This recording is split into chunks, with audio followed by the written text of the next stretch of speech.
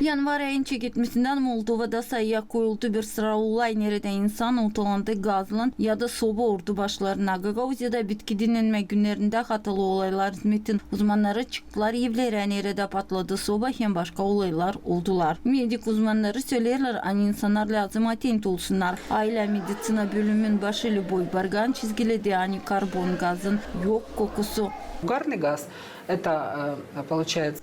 Gaz hangisi çıkar sobadan pek korkunçlu çünkü onun yok kokusu da insan onu duymer. Onun yok kokusu benizi ilkten insan duyar kendisini yufka, başı acır, uyuma çeker. Sonra insan var nasıl kaybetsin kendini. Он удушает человека. Medikler vurgularlar hani bu gaz kol vermiyor kislorodü güdeye. Da vakitinde olmazsaydı yardım çıkış bence olsun pek kötü.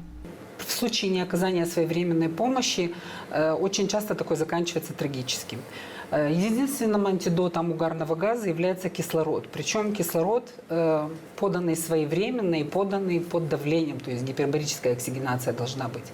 В случае, если мы... Yerlim insana olarsa tayilin ondan sonra nice o talantı dil lazım böyle bırakma. Mediklere danışma lazım. Halınız var nasıl kötü olsun 1-2 saatten sonra da sadece yardım edecek bu durumda kислород hangisi verilecek vakitinde. Обязательно иметь влажную повязку на дыхательных путях и иметь доступ к открытому воздуху.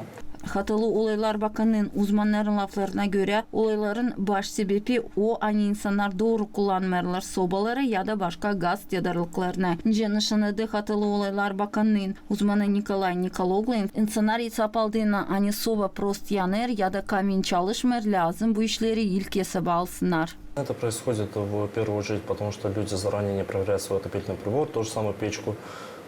Tasık biz karşı geliriz onunla hani var çatlıklar sobalarda ya da dil paklı bacalar ya da zadvişkaları yerken kapayırlar. Hepsi bunlar getirirler otalanmaya ya da içerler dolarlar tütünle. Sobaları lazım bakmak kışadan daha güzün. Bacayı da her yıl paklama lazım yakma dini sobayı.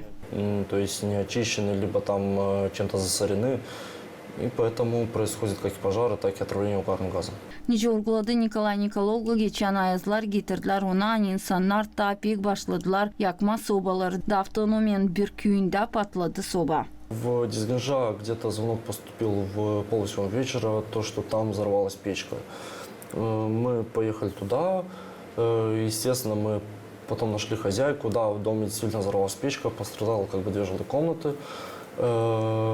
Поначалу не было. Dizgince köyünde geçen hafta bir evde patladı soba sebep oldu o an dil doğru kullandılar onu hem kötü halda bulunardı. İnsanları больницaya getirdiler. O kadar ki böyle olaylar var nasıl getirdiler yangına ya da tütünle otalanmaya.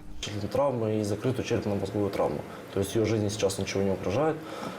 Почему эта печка взорвалась? Потому что были нарушены правила безопасности. Nişanlı'da avtonomiyen yaşayanları onlar savaşırlar bakma kuralları yakarkana sobaları ya da çalıştırarkana katyolları da nasat ederler insanlara hesaba alma yalnız yaşayan ihtiyarları da yardım etme onlara bu soğuk havalarda.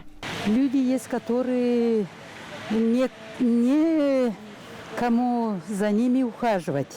Но для этого существует пожарный.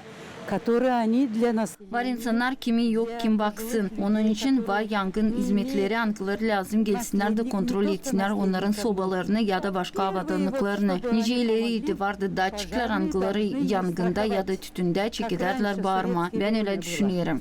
Когда что-нибудь подозрительное, это сигнал начинает оповещать. Да, вот я думаю так. Мы вообще почти не топим. Чем платить?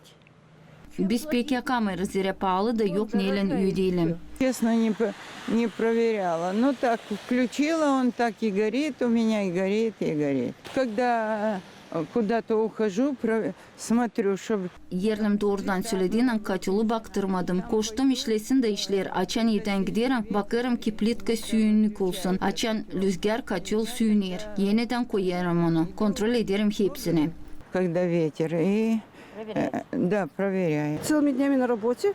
Как только приходим домой вечером, начинаем печки, котлы топить. Biz bütün gün işteyiz. Akşamleyin geldiğinde sobayı yakarız. Kaç yolu da gözlederim onları. Bizde kötü olay olmadı. İnsanlar lazım atent olsunlar. Açan yakarlar sobaları. Soğuklarda daha çok yakarlar da var nasıl olsun yangın. Я согласна этим. Но у нас спасибо, нет. Uzmanlar teklif ederler Gagauziyada yaşayanlarını hesaba almak, korunmak kurallarını, vakıdında kontrol etmeye sobaları, kaç yolları kim vakıdında açma pencereleri, kol vermeye siyerin soluğu içeri.